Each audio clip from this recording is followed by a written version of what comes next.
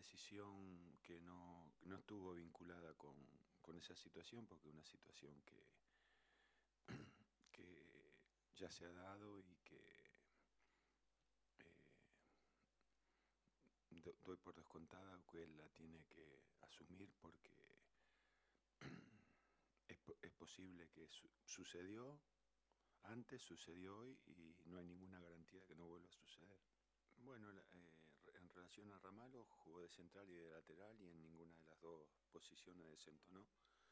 En cuanto a, a Raúl, siempre que a un arquero no le conviertan goles, es un dato a partir del cual eh, la evaluación empieza a ser positiva, ¿no?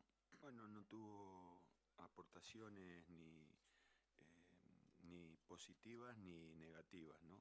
Fue ya le digo, el partido fue un partido opaco, sin relieve, y yo, salvo la contundencia defensiva y el y la eficacia en casi todas las acciones en las que intervino del aporte, que fue el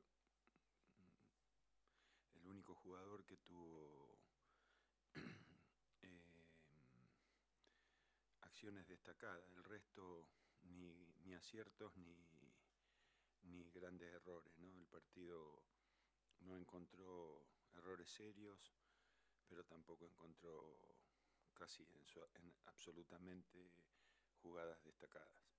Y Toquero estuvo dentro de la línea del partido, ¿no? Sin ofrecer respuestas eh, llamativas o, o elaboradas, y sin cometer errores de incidencia.